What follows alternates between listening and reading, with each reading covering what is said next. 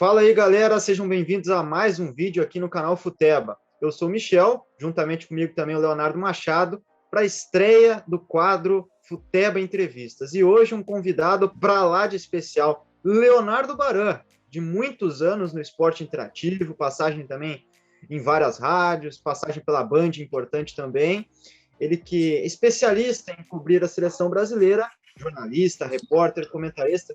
Leonardo Baran, uma honra ter você aqui, uma das minhas grandes inspirações, inclusive, para me tornar um jornalista. Comecei a acompanhar você lá no Jogando em Casa, no esporte interativo, lá na TV aberta, nas parabólicas, e cresci te acompanhando, te assistindo, um excelente apresentador, diga-se de passagem, e é uma honra ter você aqui estreando esse belíssimo quadro de entrevista. Muito obrigado, Baran, pela companhia. Eu que agradeço. Obrigado aí pelo carinho, obrigado aí pelas palavras, e digo o seguinte: tá começando mal, hein? Estreando comigo, vai muito longe não, hein? Que isso. Vamos longe sim, o Barão, um baita de um convidado, hein? Estamos começando bem, Leonardo Machado, seja bem-vindo. Também vamos juntos para mais um quadro aqui no nosso canal, no canal Futeba. Sim, vamos que vamos, né? É uma honra também, queria falar de novo, entrevistar o Baran, é uma das referências que a gente tem aí dentro do jornalismo esportivo. Ainda mais a gente, né? Para quem não sabe, eu e o Michel, nós fomos colegas também de faculdade, eu me formei já, o Michel ainda está durante aí a faculdade, a gente sempre foi envolvido dentro do jornalismo esportivo, né? Participando dos laboratórios lá de rádio, cobrindo os jogos aqui do interior de Santa Maria, no Rio Grande do Sul. Enfim, a nossa paixão é o jornalismo esportivo e ter tu aqui, Baran, para a gente poder trocar ideia, né? Não deixar uma entrevista só pergunta e resposta, vamos conversar sobre o jornalismo esportivo, sobre seleção brasileira, enfim, vamos bater um papo aqui de jornalista para jornalista hoje. Vamos lá, vocês são de Santa Maria? Isso, eu sou de Santa Maria, no Rio Grande do Sul, o Michel é de uma cidade aqui perto, Restinga Seca. Uhum. E você fala do Rio de Janeiro, Baran? Sim, vivo aqui no Rio de Janeiro. Morei em Petrópolis, né, minha infância, mas passei para a faculdade, aí vim morar no Rio de Janeiro. E estou aqui até hoje. É isso. E aproveitando que você falou um pouco da infância, queria que você nos contasse, né? O Léo é um recém-formado, eu ainda sou um acadêmico de jornalismo, já na reta final do curso, prestes a me formar, e você é um jornalista já consolidado. Queria que tu contasse um pouco de como foi o seu início na carreira do jornalismo esportivo, até chegar no auge, né? Nas grandes emissoras e conseguir ali um destaque dentro do cenário nacional. Queria que você nos contasse. A questão de ser correspondente da seleção deixa para um outro tópico que aí merece uma atenção mais especial, né, Baran? Na verdade, rapaz, eu fiz direito antes de fazer comunicação. Não concluí a faculdade de Direito porque eu trabalhava e pagava a minha faculdade. E a faculdade particular é muito cara, né? Principalmente no Rio de Janeiro. Eu estudava na Santa Úrsula. E todo mês que eu pagava a faculdade, com quase todo o dinheiro do meu salário, eu pensava comigo, um dia ainda vou fazer comunicação. E pagava todo mês o boleto, um dia ainda vou fazer comunicação. Até que teve uma vez que eu falei, quer saber de uma coisa? Não vou pagar boleto nenhum. Não vou jogar esse dinheiro na faculdade, não. Aí tranquei a faculdade e voltei para casa. E aí eu falei para minha mãe, tranquei a faculdade de Direito, vou fazer a faculdade de Comunicação, que era em frente à Santa Úrsula, na Hélio Alonso, também no bairro de Botafogo, bem próximo, inclusive, do Esporte Interativo. E aí eu prestei um vestibular, não era para eu ter passado, porque eu já não estudava antes, tá? Eu nunca fui um bom estudante. E aí eu já estava há 3 anos sem estudar, porque eu fazia Direito, eu não estudava as matérias curriculares, né? E a minha mãe falou, você é louco, você não vai passar, você já não estudava antes, está sem estudar várias matérias, desde que entrou na faculdade de Direito, mas acabei fazendo o vestibular e passei. Aí eu fui fazer comunicação e acabei não concluindo, acabei não me formando, porque eu comecei a trabalhar logo no segundo período, e aí ficou muito difícil conciliar o trabalho já na Rádio Globo com a faculdade. Mas aí eu fui beneficiado por uma liminar, vocês devem conhecer, da juíza de São Paulo, que deu para algumas pessoas que entregaram alguns pré-requisitos o direito de ter o DRT na carteira, né? Ter o diploma Diploma não, mas o registro profissional. Então, em 2002, eu tive esse registro, eu tenho registro de radialista e de jornalista, mas só para pontuar, eu acabei também não me formando na faculdade de jornalismo. É isso. E falando também, seguindo aí no aspecto do jornalismo, você foi por muitos anos aí uma das principais caras conhecidas, né, do esporte interativo. Você, Jorge Igor, André Reni, Vitor Sérgio Rodrigues, Felipe Rolim, à época também, o próprio Rafael Oliveira, que surgiu muito bem no esporte interativo, depois foi para os canais ESPN, hoje no DAZN também, na Bandeirantes. E depois que a Turner compra o esporte interativo, começa a investir pesado, né, adquire os direitos de transmissão da UEFA Champions League, cria o EIMAX e o EIMAX 2, né, 2 canais de TV fechada. Aí depois ela toma uma decisão, né, depois de algum tempo, de retirar esses canais da grade e, nesse processo, demitir vários profissionais, incluindo você, né? Você acabou sendo um desses que acabou deixando os canais esporte interativo à época. Depois disso, você acerta com a Band, né? Participa do Donos da Bola do Rio de Janeiro por muito tempo, e você teve que se adequar também nesse novo mercado do jornalismo pós essa saída do esporte interativo. Como você enxerga hoje o mercado do jornalismo, focando mais no jornalismo esportivo, obviamente, nos dias atuais, Baran? Cara, eu acho que a cada dia que passa, o jornalista ele é mais desacreditado. As pessoas não gostam da figura do jornalista. Eu acho que o futuro, nem o futuro, cara, eu digo para você que acho que o presente da profissão, porque a demanda é mais para o lado do entretenimento. O cara que hoje quer fazer jornalismo, na acepção da palavra, e consegue fazer, ele é um herói. Porque o público não consome mais o jornalismo propriamente dito. Embora seja importante, né? O jornalista... Fala, filho. Meu filho entrou aqui no quarto dele. O que você precisa? Pegar uma roupa para descer. Pode pegar. Eu é que estou no lugar dele. Então, cara, eu acho que quando você falou em se adequar, e aí é algo que o esporte interativo já fazia há muito tempo, que é você trabalhar suas redes sociais, né?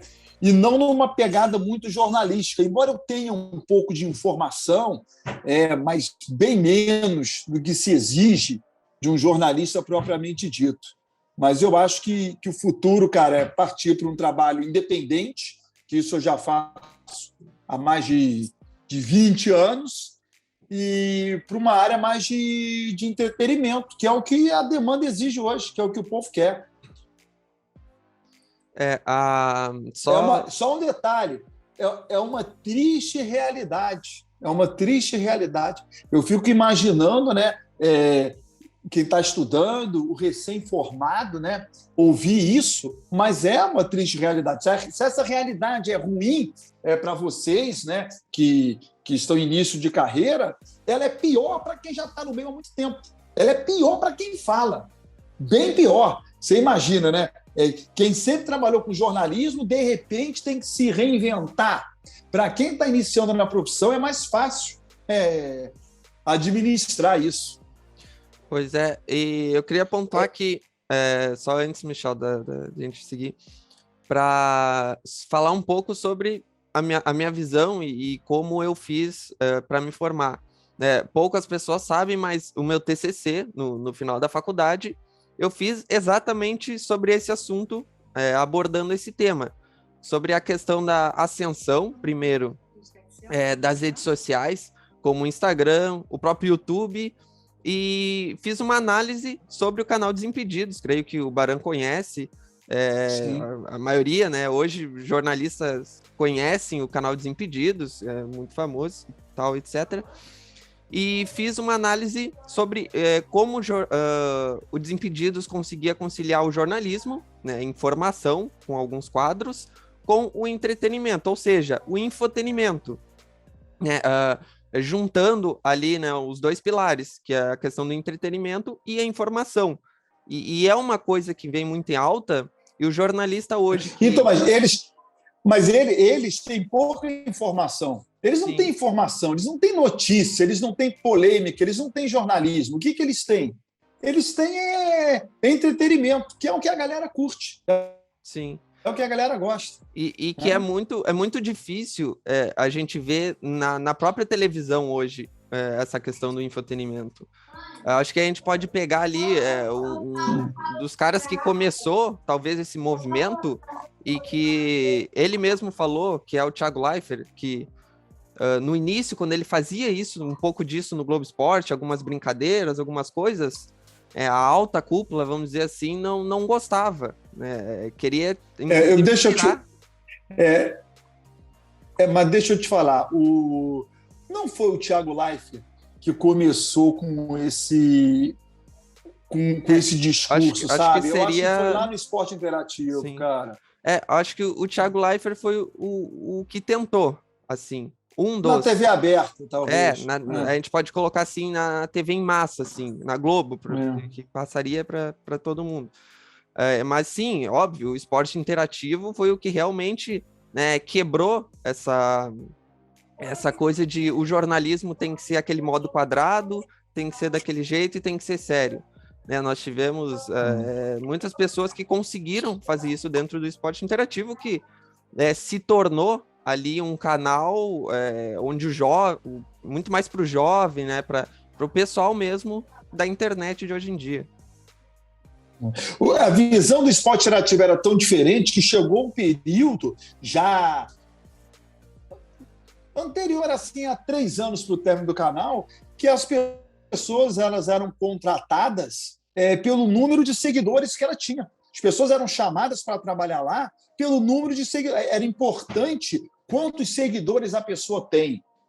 Quem é bom, esse ou esse?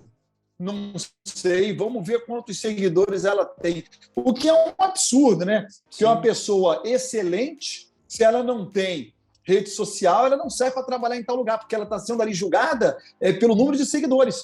E hoje é muito isso, né? Por exemplo, você pega... quem é melhor, esse ou esse? Sim. Ou melhor, quer ver? O que esta pessoa faz é muito ruim. Estou dando um exemplo. É ruim, eu detesto. Não, peraí. Deixa eu ver quantas pessoas curtem isso aí. Não, então, como você pode dizer que é ruim? É ruim para você. Mas o público consome.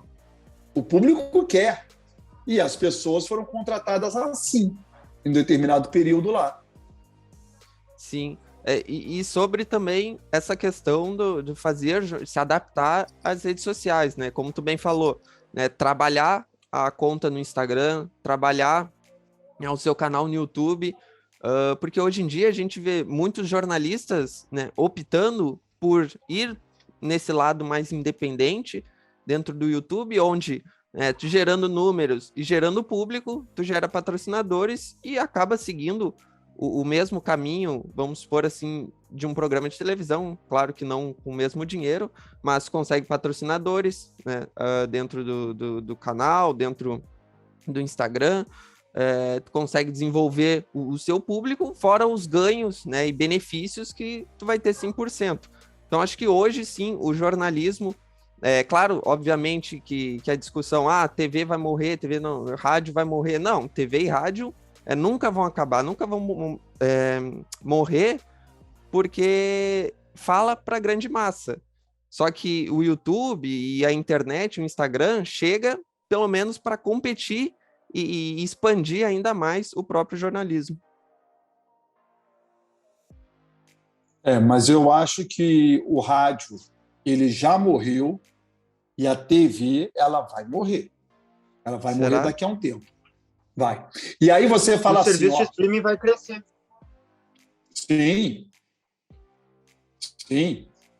Você fala assim, né? O rádio não vai morrer. Cara, se você levar isso ponta faca, na acepção da palavra, não vai morrer, né? Tem uma rádio ligada ali, tá vendo, Baran? Você falou que o rádio ia morrer, não morreu, olha um radinho ligado ali. Mas o rádio morreu. Eu estou falando isso para você porque em um determinado momento da minha carreira, eu trabalhei para 15 rádios ao mesmo tempo. Eu era correspondente de 15 rádios. 15. Só que ao meu lado tinha um outro que fazia para 13, 14 ou 17 outras rádios. E do meu lado de cá tinha um outro que fazia para 10, 11, 12 rádios. E atrás de mim tinha outro que fazia para 10, 12, 13, 14 rádios.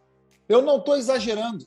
Existia um comitê de imprensa na CBF, que nós éramos assim 7 a 8 profissionais, e cada um fazia para centenas de rádios, dezenas de rádios, né, para não errar aqui, dezenas de rádios. Hoje, esses profissionais não existem mais. Existe só um, sobrou um, que deve estar fazendo para umas 3 ou 4 emissoras. Então, quando eu digo que o rádio acabou por quê? Porque nesse momento a gente está tendo uma Olimpíada e, do meu conhecimento, só há uma emissora de rádio brasileira no Japão. Quando não tempo atrás tinha um monte, 6, 7, 8. Quando eu viajava há uns anos atrás, hoje não, nenhuma, vai eu, mais uma ou duas no máximo. No máximo, uma ou duas. 3, nem pensar. Então o rádio acabou. Vou te dar um último exemplo. Flamengo. O Flamengo foi para a final do Mundial de Clubes no Catar. Isso é o maior jogo do futebol carioca. Não tem um jogo maior para o futebol do Rio de Janeiro do que o Flamengo jogando o Mundial de Clubes no Catar. E ainda contra o Liverpool, que foi o time que ele foi campeão em 81. Mas se fosse qualquer outro time, não existe nenhum jogo de seleção brasileira é maior no Rio de Janeiro do que um jogo do Flamengo no Mundial de Clubes. Foi uma pessoa só lá, de uma rádio do Rio de Janeiro.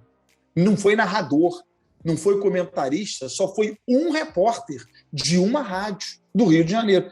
Então o rádio acabou. Ah, não acabou, tem uma rádio ligada. Acabou. Hoje, a Rádio Tupi contratou o Luiz Penido, que é o primeiro narrador da Rádio Globo. Os 2 maiores narradores de rádio do Rio de Janeiro agora são da Rádio Tupi, Garotinho e Luiz Penido. Acabou a Rádio Globo. E outras tantas emissoras do futebol, tantas outras emissoras do Brasil também acabaram. Vocês são do Rio Grande do Sul. Eu viajava com seleção brasileira há um tempo atrás. Sempre tinha Rádio Gaúcha, Rádio, na época, Pampa, Guaíba, e às vezes alguém da Rádio Bandeirantes. Mas a Gaúcha e a Guaíba, sempre. A Pampa, um determinado período. E às vezes alguém da Bandeirante. Hoje, mal vai a Gaúcha. Está na Olimpíada. Eu sei. A Gaúcha está lá, a única emissora que eu saiba que está lá. Hoje, só a Gaúcha vai. Não vai em todos, mas vai 99%. Vai, 99% a Gaúcha vai. Então a rádio acabou, cara. E a televisão está indo pelo mesmo caminho. Basta você olhar os números lá, né? Ou vamos lá, de 3 anos para cá, 2 emissoras de esportes de TV acabaram. 2 acabaram. Esporte Interativo e Fox. Os números de audiência são cada vez menores. Então vai acabar. É um processo longo, como acabou o jornal. Há 40 anos atrás, se a gente falasse assim, daqui a pouco não tem mais jornal impresso, hein? Jornal impresso vai acabar. Iam rir da gente. Jornal acabou. Não existe mais jornal. Ah, existe sim a Folha de São Paulo. Tá, gente, mas é aquilo que eu falei no início. Se levar a ferro e fogo, mas acabou o jornal. Não existe mais jornal. Como o rádio já acabou, tem outra, e a TV daqui a 40 anos vai acabar também. Não sei se 40, 25, 15, mas vai acabar, cara. Realmente entendi, né, o lado de, por exemplo, o rádio vai morrer, vamos dizer assim. É que eu acho que morrer é uma palavra muito forte, né? Eu acho que talvez, como já vem perdendo espaço, e a gente vê Vai também, acabar mesmo.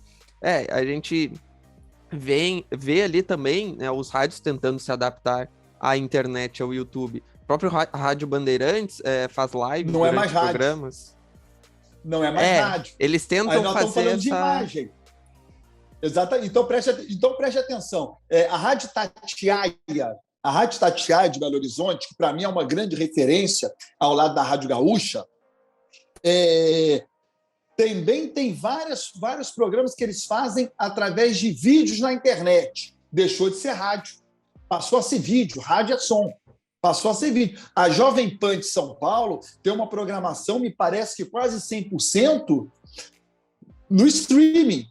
Não é mais rádio. Acho que é rádio porque tem razão social. Panflix, né? Hã? Ela é chamada de Panflix, né? A programação aí no canal do YouTube, né? Da Jovem Pan. Não é mais rádio. Deixa de ser. Neste momento, ela deixa de ser rádio. Legal, a empresa não acaba, ela se adaptou, sim, mas isso não é rádio. Isso não é rádio. E ok, que bom que ela conseguiu se transformar, se adequar ao que há de moderno. Que bom que ela fez isso e que outras possam fazer também, porque quem continuar com o rádio vai acabar. É igual aquela história, para dar um último exemplo aqui, câmera fotográfica. Acabou.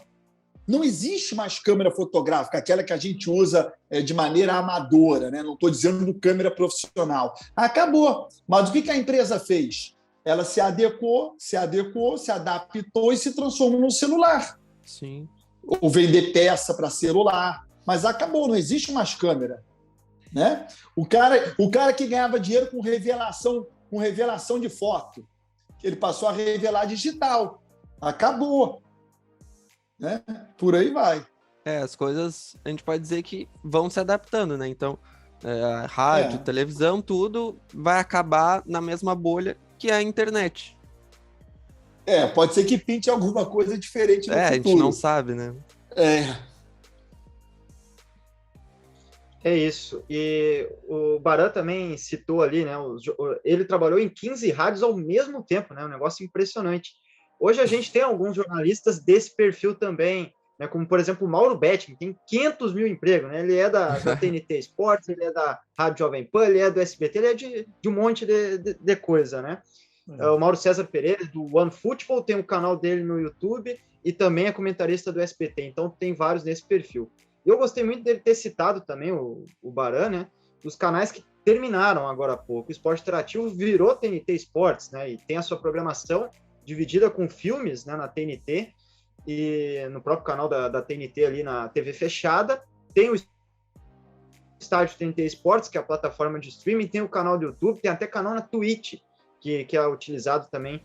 Então, o esporte interativo, na verdade, né, que não tem mais essa marca, mas tem a mesma essência, né? Sempre deu muito valor, sempre foi revolucionário o esporte interativo, né, Bara? Antes da gente ir para o futebol, para falar de seleção e tudo mais, o esporte interativo revolucionou por ter um canal dedicado à programação esportiva na TV aberta, algo nunca antes visto dessa maneira, por, digamos, fazer o fã de futebol se apaixonar pelo futebol internacional, né, mostrando várias ligas diferentes. Tinha o Febre de Bola, inclusive o Baran apresentou, né, Febre de Bola, que era no final de semana, entre os jogos, né, que acabava aí durante toda a programação do final de semana, sempre quando não tinha jogo, tinha ali o Febre de Bola, né, com uma matéria ou outra antes do jogo seguinte começar. E depois o esporte interativo foi se adequando.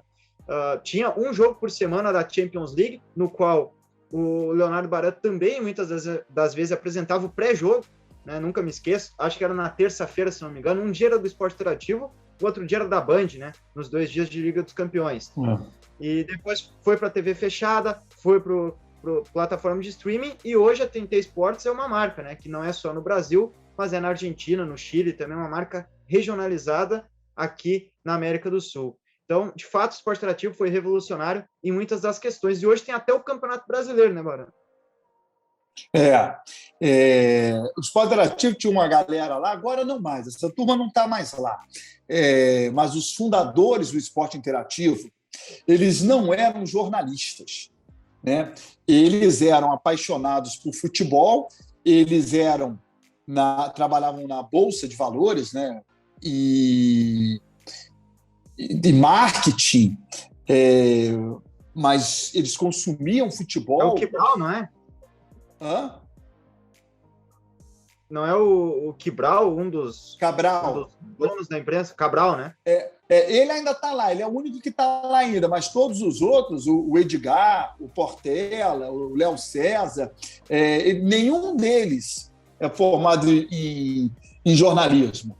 Então, eles deixavam os profissionais assim muito soltos, né? Davam uma liberdade muito grande, porque não tinham o rigor do jornalista, né? O negócio deles nunca foi esse. Então, quando a gente foi trabalhar lá, foi todo mundo muito solto, podia fazer praticamente o que quisesse, da própria cabeça, e por aí vai.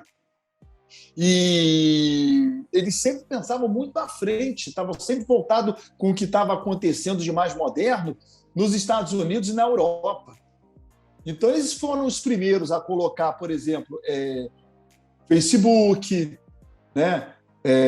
Na época ainda era Orkut, me parece, se não me falha a memória. Aí depois veio o Facebook, eles sempre estavam na frente, eles sempre olhavam, opa, se isso está bombando na América, um dia vai chegar no Brasil. E a gente sempre lá foi muito impactado em relação a isso. A gente não acreditava em algumas coisas, sabe? Vamos fazer programa no YouTube, mas o YouTube vai ser o futuro, e a gente torcia o nariz lá dentro para algumas situações. Todo mundo tem que ter página no Facebook, fanpage. Porra, mas fanpage para quê? Porque é importante. Eles já viam que no futuro isso iria acontecer e que era importante. Foi assim com todas as plataformas. É isso. Foi assim com diversas plataformas. Você citou também o Fox Sports, que acabou. Ele segue na grade, né? Mas acabou na essência, né? Porque é do grupo Disney. O grupo Disney comprou o Fox Sports e só exibe jogos ao vivo, nem programação ao vivo. Aí eu tô falando de programa de debate, coisa e tal. Não tem mais. Mas ele segue praticamente. Ele me parece que segue na grade por algumas questões contratuais, tá? Por exemplo, CAD, né? Também. E alguns contratos que a própria Fox firmou na compra de direito de transmissão. Entendeu?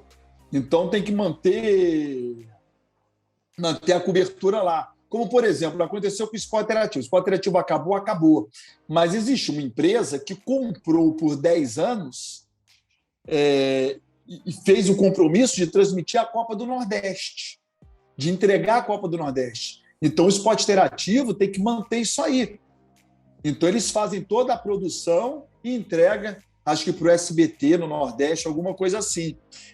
Com série, não sei se série D também funciona dessa maneira. Enfim, né, tem alguns contratos que você precisa manter. Por exemplo, vamos supor que hoje a TNT resolvesse acabar com a emissora no Brasil. Mas e o contrato que tem com os clubes da primeira divisão, né, para transmitir o Campeonato Brasileiro? Como é que vai ser? Então, tem algumas questões aí que envolvem também a Fox, esse desfecho aí. E agora, então, vamos falar de seleção brasileira. O Baran, que foi o único jornalista que acompanhou todos os jogos da seleção brasileira pós-Copa do Mundo, né? E pode me confirmar, tá, se eu estiver errado, Baran, mas visitou diversos países, né? E eu tenho aqui a lista dos países, como, por exemplo, Estados Unidos, Inglaterra, Singapura, Arábia Saudita, Emirados Árabes, Portugal, República Tcheca. Você visitou 36 países com a seleção brasileira e, de fato, é o assunto que você mais tem intimidade, né, Barão, já que convive muito tempo aí com o pessoal da seleção brasileira, tirou foto com o Neymar, foi na festa do Neymar, inclusive, hein, Barão? Então você é um privilegiado. Não, na festa do Neymar eu não fui. Depende, calma, vamos lá. Primeiro, só um detalhe. Só um detalhe. Na verdade, eu conheço 36 países, dos quais 35 com a seleção brasileira. O 36º foi com o Flamengo. que foi no Catar, mas que é um país que provavelmente eu vá no ano que vem na Copa do Mundo. Mas são 36 países, 35 com a seleção e o 36º com o Flamengo. Sendo que dos 36, aí foi um levantamento que eu fiz outro dia de curiosidade. Dos 36, 18 eu fui mais de uma vez. É isso, né? Mais de uma vez, então, em 18 dos 36 países. É pouquinho, né? E aí, nessa conta, tem algumas Copas do Mundo também. E Baran... Não, sobre a festa do Neymar. Aí, isso. Mas deixa eu só entender. Você falou sério ou brincou? Não, eu falei sério. Até saiu uma matéria que eu estava lendo que tirou foto do Neymar na festa. Então, foi por isso que eu perguntei se foi sério ou foi brincando. Por quê? Porque eu já fui a uma festa do Neymar, mas isso poucas pessoas sabem porque eu jamais dei publicidade a isso em Los Angeles. Mas nessa festa que essa matéria se referiu, cara, eu fiz uma brincadeira. E levaram a sério. E essa brincadeira que eu fiz, que eu teria ido no Réveillon, né, no último Réveillon, era uma brincadeira que, se fosse verdade a minha postagem, ela não iria se sustentar por um minuto. Primeiro, a foto que eu postei, como se eu estivesse ganhando uma pulseirinha dele na festa, tinha sido uma foto que eu fiz com o Neymar 3 anos atrás. O momento que eu fiz da postagem, eu estava ao vivo no programa da Band. Eu até brinquei na hora, estava no intervalo, eu falei, vou fazer uma postagem brincando aqui, que eu estou na festa do Neymar, e fiz a postagem. Então, ela não se sustentava. E eu estou falando isso por quê? Porque gerou uma polêmica enorme na oportunidade. Gerou uma polêmica gigantesca, de que ele foi na festa, ou ele vai na festa. E eu falei, gente, eu fiz uma brincadeira e a verdade delas não se sustenta. Primeiro que eu estou ao vivo aqui, não estou lá. Segundo, que o Neymar sequer estava lá no dia da postagem. Ele estava em Florianópolis. A foto é antiga, mas teve gente que levou a sério. E aí fizeram um monte de matéria em vários sites, dando conta de que eu teria ido na festa. Tanto é que eu tive que fazer um outro post dizendo que era uma brincadeira minha. Falei, gente, é uma brincadeira. Eu não fui. Mas eu não fui porque eu não tenho intimidade com o Neymar para ser convidado para uma festa dele. Eu não tenho a mínima intimidade para ser convidado a uma festa. Fui na festa em Los Angeles porque eu trabalhava numa empresa cujo dono era muito amigo do pai do Neymar. E nós estávamos jantando no restaurante e, ao sair do restaurante, o pai do Neymar falou, vamos lá para casa que vai rolar uma festa lá. Aí eu fui, mas não como convidado do jogador. Eu estava na galera e fui. Então, eu não tenho a mínima intimidade, porque eu poderia estar gastando uma onda danada, né? Mas não é o caso. É isso. Agora, tudo muito bem explicado. Pode falar, Léo. Não, eu ia até comentar sobre isso, né? A questão de, tipo, às vezes parece uma coisa tão óbvia, né? E tu pensa, pô, o pessoal não vai levar a sério. E tem gente que até por falta de informação, por falta de ir atrás, acaba publicando e isso gera uma corrente. Hoje, aconteceu comigo hoje. Eu publiquei ontem, também envolvendo o Neymar. Tá lá no meu vídeo no Instagram. Eu publiquei o seguinte, Neymar não quer mais saber da seleção brasileira, é muito peso nas costas dele, ele falou que não está bem de cabeça, Neymar não quer mais saber de seleção. Aí eu falo assim, você está pronto para dizer que ele é pipoqueiro, que ele é mercenário, que ele não tem amor à seleção brasileira. Com a Biles, né? Isso, aí no final eu falo, você está falando isso da ginasta? Fiz a postagem. Beleza. 2 ou 3, aí realmente é um universo muito pequeno diante de tantas pessoas que viram, comentaram a mensagem. 2 ou 3 ainda chegaram a perguntar, mas cadê essa informação? É de onde? Aonde você apurou? Enfim, só hoje, uma pessoa me pediu esse vídeo para usar de uma outra maneira. Aí eu falei, pode usar. Aí ela perguntou, mas você está bancando isso? Eu estou bancando o quê? Você está bancando que o Neymar pediu dispensa? Eu falei, não, claro que não. Estou fazendo uma brincadeira. Você viu o vídeo até o final? Aí a pessoa viu o vídeo e falou, mas não está muito claro que é uma brincadeira. Tem gente que pode achar que é sério. Eu falei, esquece. Mas isso aconteceu hoje. Isso é momentos assim a gente pensa, pô, que mundo chato, né? Não dá para fazer uma brincadeira, não dá para fazer nada. Aí é o seguinte, meu amigo, quem me conhece, quem me acompanha e quem me conhece, sim, sabe que, claro, óbvio que é uma brincadeira, gente. Sim, óbvio. Sim. Até porque só eu saberia. O Neymar me ligou e falou para mim, dá essa notícia aí. Ninguém sabe, só eu que o Neymar. Porra, mas tem gente que quer levar a sério, né? Enfim. E falando então agora sobre a seleção brasileira, o Tite já está aí há 5 anos no comando da seleção, né? Teve aí a disputa da Copa do Mundo 2018, caiu nas quartas de final diante da Bélgica, campeão da Copa América em 2019 diante da seleção peruana, e este ano, né, recentemente, acabou perdendo, né, a final da Copa América para a seleção da Argentina. Como você avalia, Baran, o trabalho do Tite no conjunto da obra, né? Eu vou dar minha opinião antes, aí você pode comentar em cima e usar seus argumentos também. Eu acho que ele iniciou muito bem a sua passagem na seleção brasileira, com uma arrancada impressionante nas eliminatórias. Na Copa do Mundo, o desempenho não foi tão bom assim, só que Copa do Mundo é diferente. Você não está lá para encantar, você está lá para vencer, para ganhar. Então, não necessariamente você precisa jogar o futebol mais agradável, mas tem que ser um futebol eficiente. E o Brasil fez um excelente segundo tempo com a Bélgica. O primeiro tempo realmente foi muito ruim.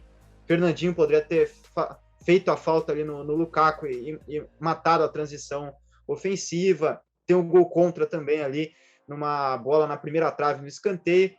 Aconteceram falhas assim no primeiro tempo. No segundo tempo a bola não entrou. Courtois fez defesaça, Renato Augusto faz um gol, depois erra outro.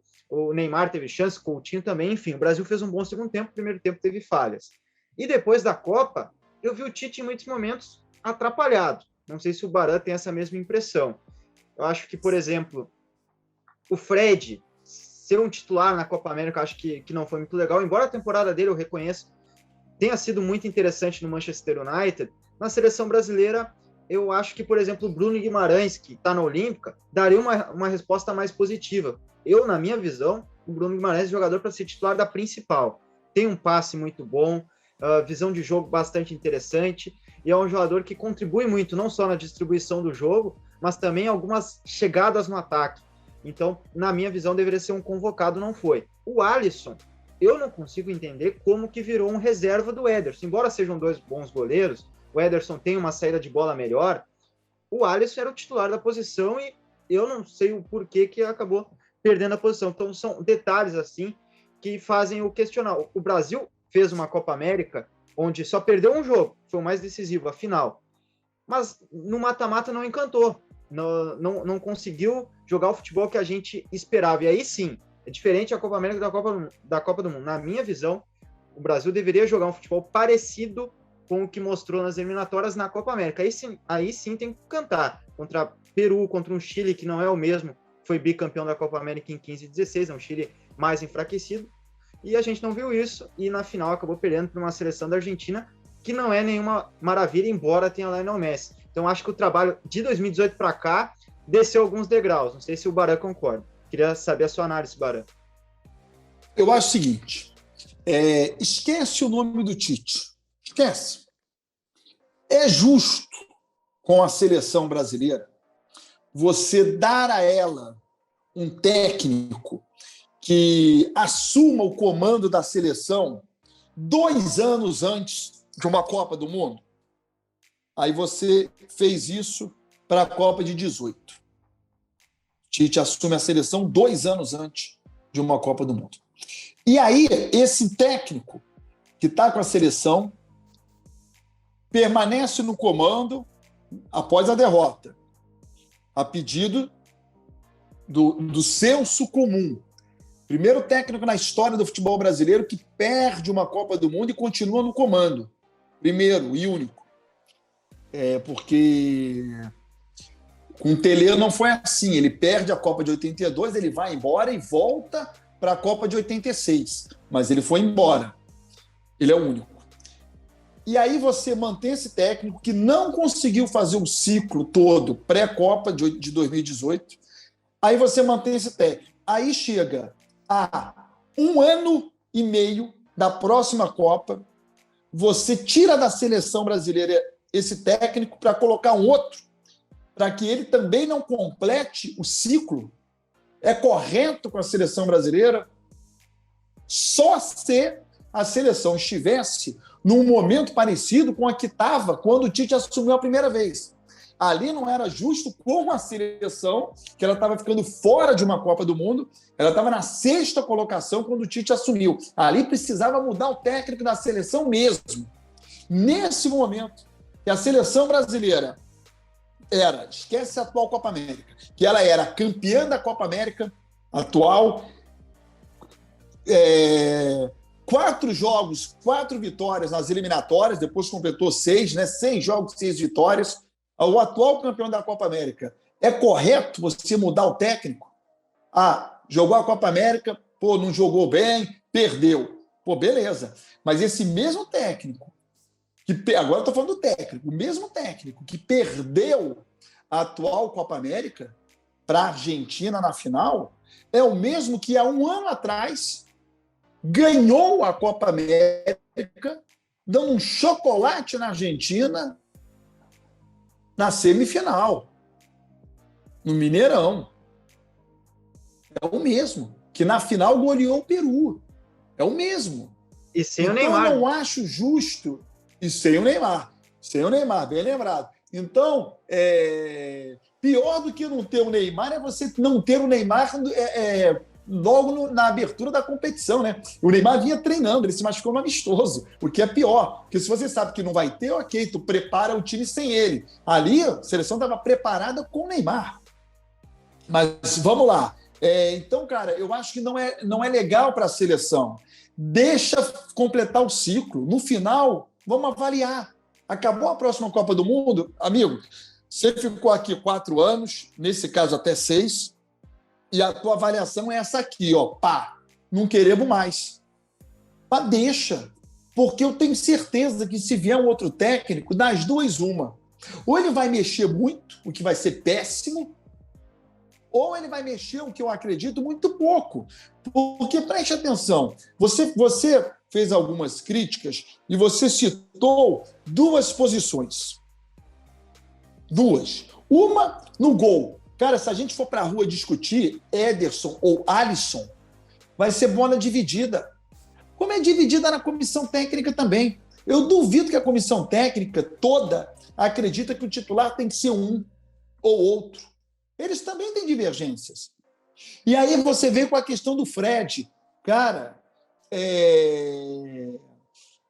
para mim o Douglas Luiz era o titular ali, tá? Para mim o Douglas Luiz era o titular ali. Dos convocados, para mim também. O Fred entrou como titular e no início ele recebeu muitas críticas, mas o Fred, cara, é um jogador importante no Manchester.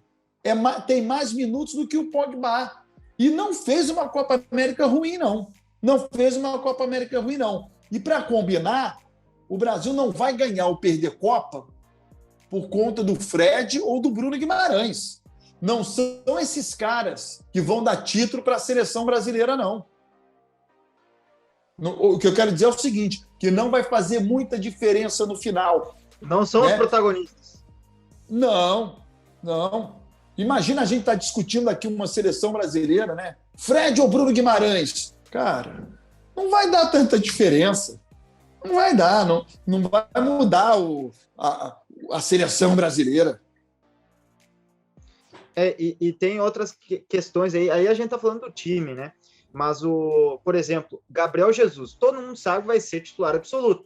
Provavelmente jogando pelo lado, né? O Tite gosta muito do Gabriel jogando aberto, diferente do que joga com o Guardiola no City. E aí tem a questão do ataque também. O Neymar joga por dentro ou vai jogar pelo lado esquerdo? Porque o Neymar é há 10 anos o principal jogador do futebol brasileiro. E ele nasceu no futebol como um ponta. E no PSG, ele passou a ser um jogador que joga mais centralizado e que arma o jogo. Na seleção, em muitos momentos, também faz a mesma função. Ele tem o Richarlison, né? O Richarlison é um coringa. Pode jogar na direita, pode jogar na esquerda, eventualmente até como falso 9. O jogo do Richarlison na estreia olímpica, ele faz gol de tudo que é jeito. Ele faz um gol de ponta direita, e faz um gol de centroavante, e faz um gol de ponta esquerda. Então ele é um cara muito versátil. E na seleção, provavelmente será titular também, né? Então são poucas as posições que a gente vê que pode acontecer mudança na seleção. O Danilo, por mais que seja um dos mais questionáveis, fez uma boa Copa América, na minha visão, um lateral direito. Ele tem a lateral esquerda em aberto, porque o Alexandro não está sendo muito confiável, o Renan Lodge também, eu não vejo muita confiança em nenhum dos laterais esquerdos. No meu time, o Arana, que também é da Olímpica, seria titular. Se eu fosse o técnico, eu vejo hoje ele o lateral mais regular entre os brasileiros, entre as opções. E resta saber, vai ser o Renan Lodge, que até falha no gol da final da Copa América, ou o Alexandre, ou outro nome. A zaga eu acho que está muito bem encaminhada para um Thiago Silva e Marquinhos, só que o Thiago ele vai ir para a quarta Copa dele, tem isso também, né? O Thiago jogou a Copa de 2010, 14, 18 e provavelmente, se não acontecer nenhuma lesão ou queda técnica, vai ir para a Copa do ano que vem também. E tem o Militão, né? Correndo por fora aí. Então, e a questão do gol. Alisson ou Ederson, que o Baran e eu aqui já aceitamos, então já debatemos. Então são poucas as posições que a gente vê, pô, aqui tem disputa, aqui não. Então o time base praticamente está montado para a Copa do ano que vem, né, Baran? Eu acho que sim. Mas eu acho também que algumas posições que elas parecem intocáveis, elas podem não ser. E você citou a questão do ataque da seleção. Cara, eu acho o Matheus Cunha um jogadoraço. Jogadoraço. Acho que o Matheus Cunha vai ter oportunidade no time de cima, né, no time do Tite. E se ele tiver oportunidade, e aí depende muito, né, contra quem, se o dia ele vai estar bem, se ele vai marcar gol. Centroavante é um troço de louco, né, cara? Porque o cara tem uma oportunidade e se ele fizer gol, é a função dele, e aí ninguém mais quer que ele saia do time. E Firmino e o Gabigol não estão correspondendo, né? O Gabigol nas poucas chances que teve, é verdade. Eu não sei se não estão correspondendo. É o que eu estou dizendo, né? Quando o cara entra e faz o gol, não pode sair do time. Quando ele entra e não faz gol, você ainda discute. Mas se ele fizer gol, é indiscutível, não pode sair, mesmo que não jogue bem. Então, eu tenho convicção que o Matheus Cunha terá chance. Se nesta chance o Matheus Cunha marcar gol, pronto, já vira um cara que não pode sair do time. E aí vai ter que sobrar para alguém aí.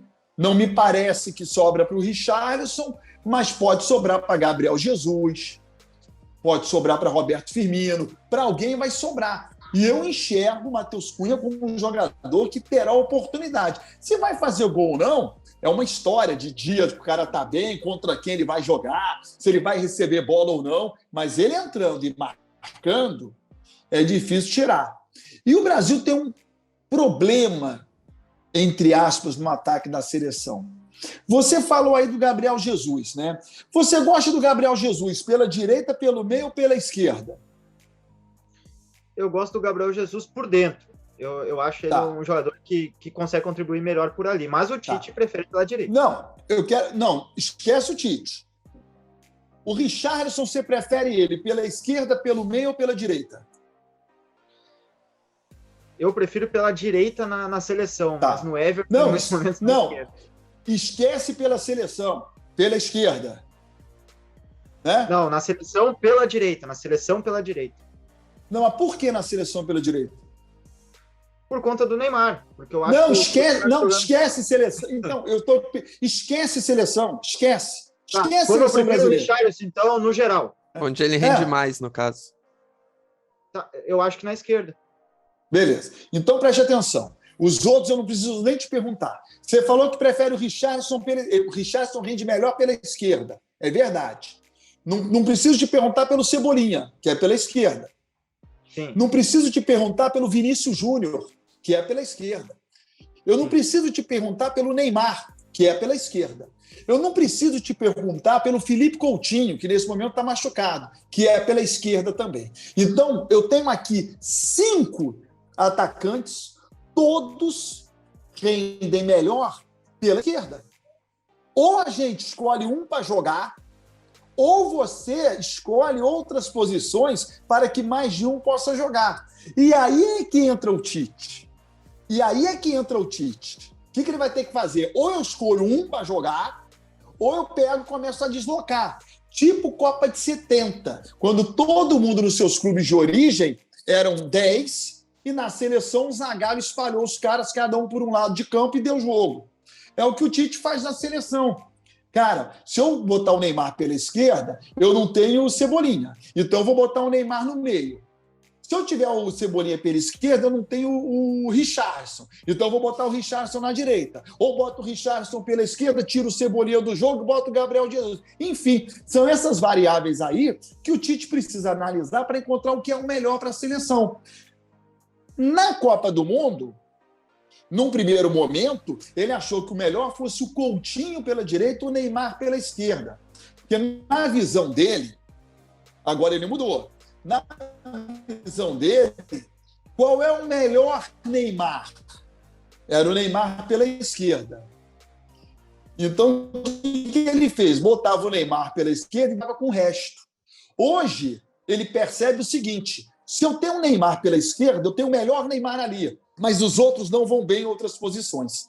Então, eu prefiro botar o Neymar em outra posição que ele vai bem e colocar outros atletas nas suas posições originais. Vamos colocar assim. E é o que ele vem tentando. Mas o maior problema, para eu finalizar, é que a seleção não tem um cara no meio para que o Neymar possa jogar na esquerda.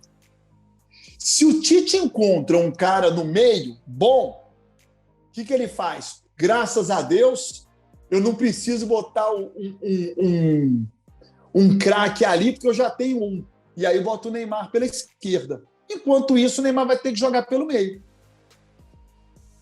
A gente vê também ali que na seleção brasileira, como vocês já haviam falado, o Michel mencionou também, hoje o Neymar, ele joga também no Paris Saint-Germain como um armador, né?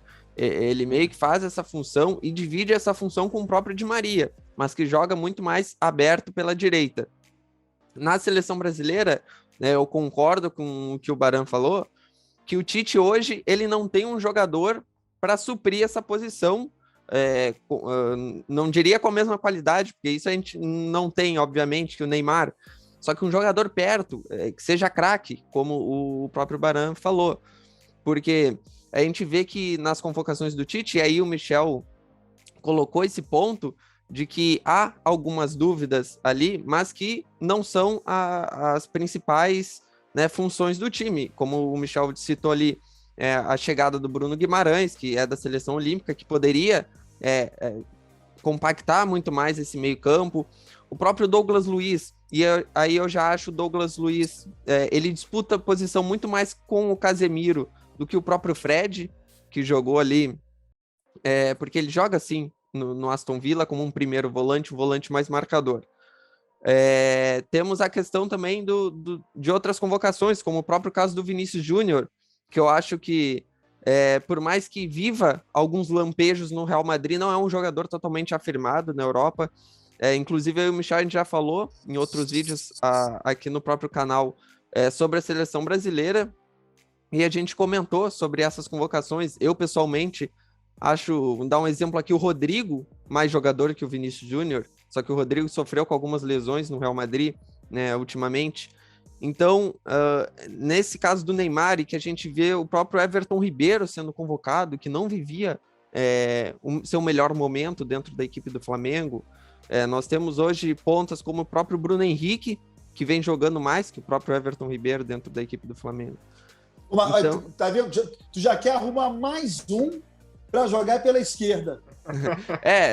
No caso, a gente trocaria, né? O Everton Ribeiro pelo Bruno Henrique.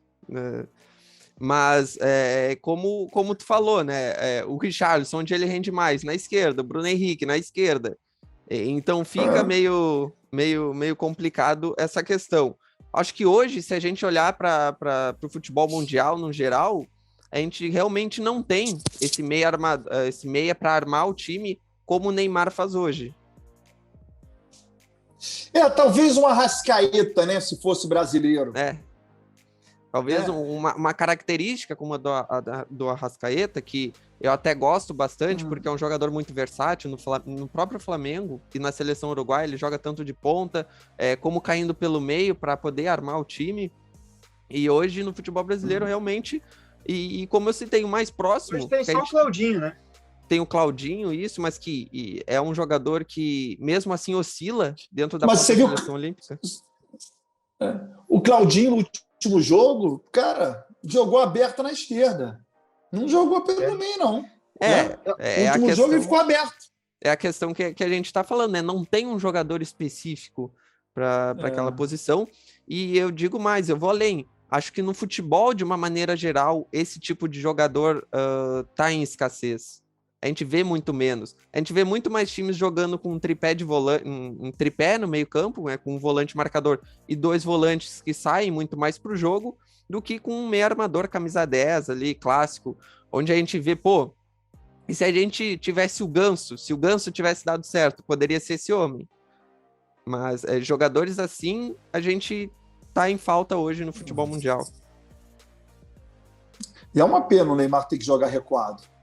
Sim, quando ele pega a bola no meio-campo, ali não resolve nada. Exatamente. E sempre tem marcação dobrada, e muitas das vezes para cima do Neymar. É um jogador que sofre muitas faltas, né? Isso acompanha ele a carreira inteira, mas como meia, ele sempre tem que buscar jogo e nem sempre consegue também realizar as suas ações com a devida perfeição, né? Falando então sobre a seleção olímpica, a gente já está caminhando aí para o final do nosso vídeo aqui, do quadro Futeba Entrevistas, né? Estreia aqui com o grande Leonardo Baran. Seleção olímpica está classificada, né, Baran? Vai aí para o mata-mata das Olimpíadas, estava num grupo onde conseguiu ganhar da Alemanha, teve ali o empate, né, com a seleção da Costa do Marfim e derrotou também a Arábia Saudita e está classificada para a próxima fase aí dos Jogos Olímpicos, tentando o segundo ouro, né? Vai encarar o Egito, um jogo aparentemente tranquilo, né? E queria que você desse seu parecer aí sobre o que está achando da seleção olímpica. Você citou o Claudinho, né, que jogou pela esquerda. O André Jardine, nos 3 amistosos que fez antes da Olimpíada, jogou no 4-3-3. Começou o jogo no 4-3-3.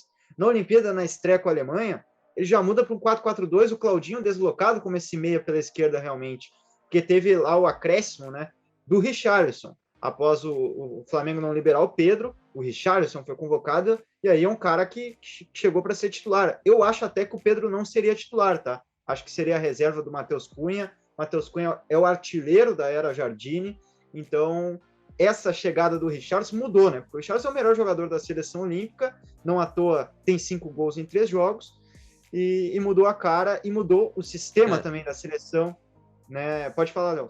Não, e só para complementar também essa questão de jogadores que não foram liberados, né? Porque a gente vê que mesmo a seleção olímpica tendo uma base, essa base não poder ser convocada, porque a gente fala aqui de Pedro, né, que vinha fazendo gols, vinha ajudando a seleção. A gente fala de Gerson, que não foi liberado pelo Sampaoli devido à sua estreia no Olympique de Marseille. Enfim, jogadores que eram a base da seleção e acabaram não indo, e mesmo assim a seleção é uma seleção muito competitiva.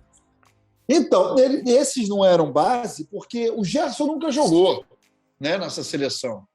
O Pedro jogou só os 2 amistosos. O grande problema para mim nisso tudo é o seguinte: eu fui para o pré-olímpico na Colômbia, né? Eu cobri a seleção lá no pré-olímpico da Colômbia. Aí a seleção fez um pré-olímpico e todos os jogadores que estavam naquela oportunidade, praticamente nenhum se manteve, né? O Bruno Guimarães, o Matheus Cunha, o Paulinho, o Lianco. E acho que o Lianco, então, só esses. O Lianco não pôde ser convocado. Né? No caso, o Lianco fazia parte... O Lianco não foi. Sim, o Lianco não foi, mas ele fazia parte de uma suposta base olímpica. O que eu quero dizer é o seguinte: o André Jardine vinha formando uma seleção. Aí, quando foi para o pré-olímpico, teve vários jogadores que ele não pôde contar. Aí ele, pum, levou para o pré-olímpico, que deu. No final do pré-olímpico, ele muda a seleção, imaginando que ele vai ter na Olimpíada. E aí, quando vem a convocação da Olimpíada, ele também fica sem um monte de jogador. A seleção que fez o último amistoso antes da Olimpíada, ela nunca tinha jogado junto. Eu até fiz uma brincadeira, muita gente falando assim, ó, é o último amistoso da seleção olímpica antes dos Jogos. Eu falei, não, tá errado. Não é o último, é o primeiro. É o primeiro amistoso. Porque aquela seleção nunca tinha jogado junto. A seleção do último amistoso, antes da Olimpíada. Aí vem para o outro absurdo. A seleção que estreia na Olimpíada também nunca tinha jogado junto. Nunca. Porque foi um time diferente do amistoso. O Gerson nunca jogou. O Pedro, aí que eu ia falar do erro, o Flamengo liberou o Pedro para os últimos amistosos. Aí o Pedro foi aprovado, correto? Fez gol, né? Fez 3 gols, se não me falha a memória, em 2 jogos. Enfim, né? Foi aprovado. Cara, uma das sacanagens está aí. Se o Flamengo era sabedor de que não iria liberar o Pedro para as Olimpíadas, naquelas datas FIFA em que o clube não pode negar a liberação e o Pedro foi convocado, o Flamengo tinha que, naquele momento, publicamente anunciar: Sim. Seu André Jardine, deixa eu te ajudar. Você quer levar o Pedro, mas o Pedro não será liberado para as Olimpíadas. Amigo, testa outro, porque esse não adianta. Então, também tem um problema no futebol brasileiro de ajudar, né, entre aspas, a seleção nesse aspecto. Avisa, porque o André Jardine queimou, não só queimar, que eu digo queimar, deixar de testar jogador. Não só a posição do Pedro, como outras. Por que não avisou? Quer levar? Pode levar, mas vou logo te avisar, hein? Não tem parcela de culpa do Branco também? Mas qual parcela que ele teria de culpa? Porque ele que fazia essa conversa, né, esse meio-campo da CBF, da Comissão Técnica do Jardine, com os clubes. Tanto que ficou combinado, vai levar um jogador, só o Jardine vai levar um jogador de cada clube. Por exemplo, o Palmeiras tem uma legião de jovens talentosos e foi só o Gabriel Menino. Então, eu acho que tem uma parcela de culpa, na minha opinião, né? Posso estar falando uma bobagem também. Mas o Branco poderia ter conduzido melhor. Mas preste atenção, se o Flamengo diz que vai liberar o Pedro, ou não fala nada, o Pedro é convocado, aí chega na hora, o Flamengo diz que não vai liberar o Pedro, mas que culpa que o Branco tem? A não ser que o Flamengo venha a público falar: eu já tinha avisado ao Branco antes. Aí tudo bem. O que houve, na verdade, foi uma queda de braço em que o Pedro saiu perdendo. Sim. O Pedro saiu perdendo. Porque quando o Flamengo busca contratar jogador, o Flamengo mostra para os agentes do atleta e para o atleta os atuais benefícios de defender o Flamengo. Quais são os atuais benefícios de defender o Flamengo? Você tem lá a estrutura que o Flamengo oferece. Você tem a torcida que enche o estádio. Você tem a possibilidade de conquistar títulos. Você tem, né, jogadores bons ao teu lado e a possibilidade enorme de voltar à seleção. E aí, quando você volta à seleção, o Flamengo, não, você não vai. Mas eu tenho certeza que o Flamengo, quando conversou com o Pedro, colocou em pauta a seleção, como está colocando também para o Kennedy, a seleção. Olha, Kennedy, se tu for para o Flamengo, tuas chances de ir para a seleção são grandes, hein? Dá uma olhada aí. Aí o Kennedy vem. Aí, quando pinta a convocação, o Flamengo faz o quê? Não vou liberar, não. Mas quando o Flamengo foi conversar com o cara, né, prometeu seleção brasileira. Tá aí o X da questão, né? E tá faltando aqui no nosso equipamento de gravar vídeos 3 minutos para o final. Então, a gente vai aqui encerrar. Agradeço demais a sua participação aqui com a gente, foi muito produtiva. Nosso primeiro quadro, né? Você foi o primeiro convidado do quadro Futeba Entrevistas e eu fico honrado demais, cara. Eu te acompanhei desde criancinha, acho que 2008, eu tinha 9 anos de idade, ali que eu comecei a assistir você no Jogando em Casa, ali, acho que era às 8h30 da noite o programa, inclusive, né? Minha mãe brigava, pô, tá começando minha novela, e eu deixando Jogando em Casa até quando dava, né? Daí depois a mãe trocava para novela, obviamente. E é um prazer imenso, né, estar com você aqui, bater papo, debater sobre o futebol, foi legal demais, uma experiência incrível, incrível. Muito obrigado pela participação e por essa força aqui, Baran, e sucesso no decorrer da carreira, que já é brilhante, diga-se de passagem. Eu que agradeço. Obrigado aí pelo carinho, pelas palavras. Sucesso aí para vocês. Só para complementar, né? Além de a gente poder fazer essa entrevista, também é um aprendizado, né? Para nós que estamos no jornalismo esportivo e que gostamos de praticar esse meio da comunicação. Então, agradecer ao Baran pela oportunidade, por estar disponível aí para nos atender, para nos dar essa entrevista, né, esse bate-papo, e creio que a gente vai levar aí para o resto da vida como uma aprendizagem, como se fosse uma cadeira aí a mais do jornalismo esportivo. Legal, obrigado aí pelo carinho, Leonardo. Fica com Deus aí, quando quiser eu estou à disposição. É isso, foi uma aula aqui com o mestre Leonardo Baran. Aproveitar para falar para o pessoal se inscrever no canal, deixar o like, ativar o sininho, seguir a gente nas redes sociais, está aqui o Instagram embaixo, o meu, do Léo e, é claro, do Leonardo Baran. Baran que está fazendo aí uns sorteios, né, de bola, de luva, estou sempre comprando. Tem que comprar o selo, tá? Sempre deixa a galera, tem que comprar o selo para participar, né, Baran? É a nova ferramenta aí do Instagram, né? Eu tô trabalhando em cima dela. É isso, então abraço a todos e até a próxima. Já tem mais vídeo novo aqui no canal. Abraço, galera!